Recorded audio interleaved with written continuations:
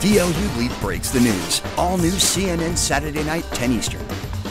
This country made history by electing the first black president, where there were a lot of people who worked very hard to get Senator Obama elected.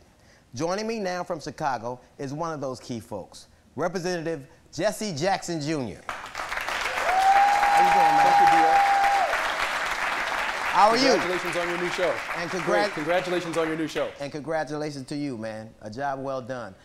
You know, I was watching the coverage. I was actually in Harlem, and they flashed this picture of your father, Jesse Jackson Sr., and he was crying.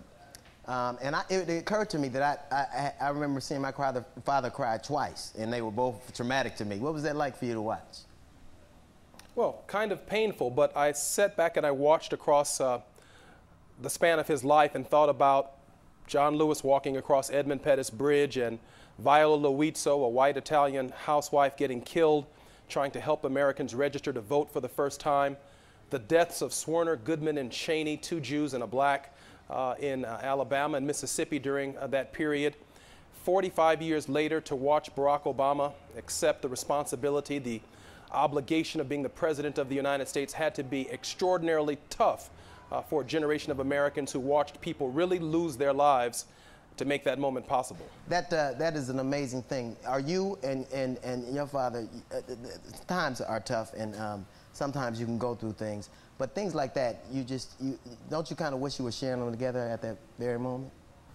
Well, I was there. I wasn't sitting necessarily as close to him as I would have liked to have been, but you know, as a national co-chair of Barack's campaign, this was an extraordinary moment for all Americans, people who paid the price across our country to make that moment possible, an extraordinarily emotional moment for millions of Americans.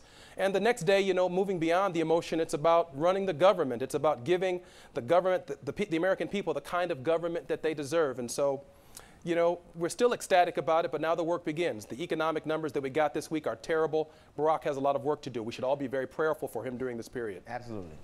Now, there's news of you that you might potentially be filling Barack's spot. And it's got to be a good time for 40-year-old black dudes in Chicago right now. You guys are doing well. I should move. So what about that? Come on home, man. Come on. What do you think of You know, it'd be my honor. DL, it'd be my honor to succeed Barack in the United States Senate. I've served in the Congress of the United States for 13 years. I've only missed 2 votes. I was there at the foundation of Barack Obama's campaign for the United States Senate. I've served diligently and very hard for the course of his campaign to be President of the United States. And we need representation in the United States Senate. In fact, I'm willing to bet I'm one of the few United States senators, if appointed, to ever be willing to even do your show. So I'm your only access to keeping it real on the floor of the United States Senate. Absolutely. You need me, DL, and I need you, man. You know what was hilarious? He was all buttoned up, but then you see he did that little lean in? Come on now. Come on now. You couldn't forget. I'm trying to keep it real for you. At the same time, I was elated, and you know, I was excited. I still see some things that need, you know, our attention.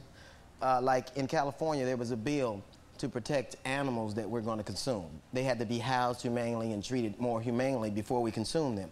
And it occurred to me that if young black men were an animal of some type, they would be an endangered species, and they would be protected more so than they are now. And that's last year in Philadelphia, 345 black men murdered. Newark, 101. In Chicago, 418. Why do we seem to care more about animals than we do human beings? I never have understood that. You know, DL, I don't have the answer to that, but let me tell you what I do believe in an Obama presidency.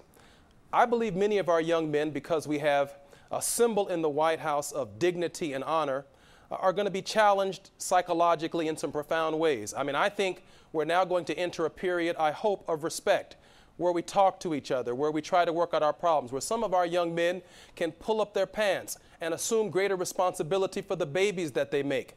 When we have a beautiful symbol like Michelle Obama in the White House, I hope that young women in our community will look up to Michelle Obama and say, wow, here's a family that treated each other with respect, that are treating the American people with respect. I think we're entering into a new era of caring, and I think Barack Obama and Michelle Obama are going to bring about that kind of civility and that kind of relationship in our community, because every time we step out of our homes now, we represent the President of the United States of America. You are an ambassador for this nation.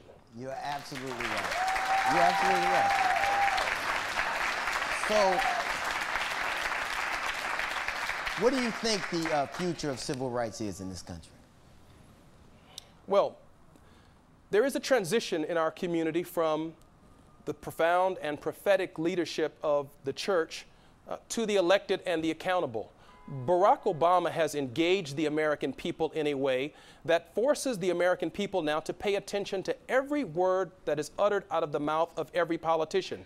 We are engaged now, and it will be President Obama's responsibility and obligation in order to move his agenda through the Congress for all Americans to keep voters engaged. That's really what this process has now become. Man, you're an amazing young cat, man. Give it up to Jesse Jackson Jr.